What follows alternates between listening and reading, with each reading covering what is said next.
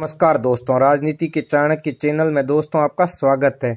आज हम बात कर रहे हैं कि हनुमान बेनीवाल कितनी सीटों पर चुनाव लड़ेंगे। यानी राजस्थान की लोकसभा में जो 25 सीट है उसमें से हनुमान बेनीवाल कितनी सीटों पर चुनाव लड़ेंगे।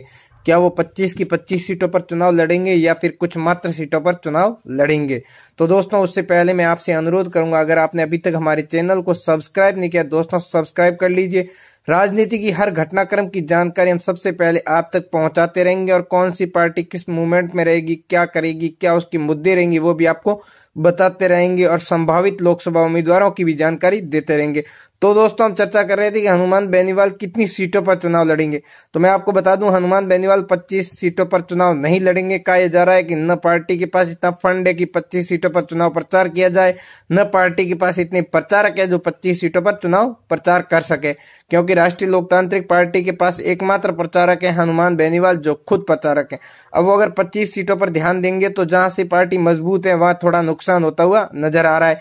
ऐसे में कहा जा रहा है कि हनुमान बेनीवाल मात्र 6 या 7 सीट पर ही चुनाव लड़ेंगे, जिसके अंदर उन सीटों को फोकस किया जाएगा जिनमें विधानसभा चुनाव के दौरान पार्टी को अच्छा वोट मिला, जहां पार्टी ने 2-3 विधायक बनाए हैं वो, और उसके अलावा जहां पार्टी दूसरे नंबर पर रही है या तीसरे नंबर पर रही है, दूसरे तीसरे के करीब रही है, उन्हीं सीटों पर फोकस किया गया। उनके अंतर्गत हनुमान बेनीवाल इन सीटों पर चुनाव लड़ सकते हैं। आपको वो सीटें भी बता दूं, सबसे पहले नागौर सीट से हनुमान बेनीवाल की पार्टी राष्ट्रीय लोकतांत्रिक पार्टी चुनाव लड़ेगी।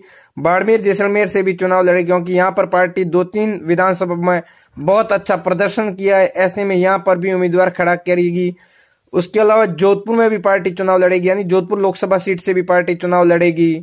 चूरू लोकसभा सीट से भी पार्टी चुनाव लड़ेगी। पाली लोकसभा सीट से भी राष्ट्रीय लोकतांत्रिक पार्टी चुनाव लड़ेगी। झुंझुनू सीट से भी चुनाव लड़ेगी और अजमेर सीट, ये सभी सीट, ये जो 7 सीट आपको बताई, इन 7 सीटों पर राष्ट्रीय लोकतांत्रिक पार्टी के चुनाव लड़ने की पूरी संभावना है।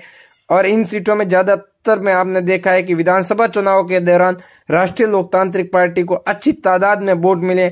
उनमें हनुमान बेनीवाल कोशिश करेंगे कि ज्यादा समय इन्हीं 7 सीटों को दिया जाए और कोशिश करेंगे कि 1 या 2 सीट कम से कम जीत हासिल की जाए। यह तो आने वाला वक्त ही बता पाएगा कि कितने कामयाब होते हैं, पर कोशिश 7 सीटों की ही रहेगी और इन्हीं सीटों पर फोकस रहेगा। दोस्तों आप वीडियो को ज्यादा से ज्यादा शेयर करिए, लाइक करिए और चैनल को सब्सक्राइब करिए। धन्यवाद।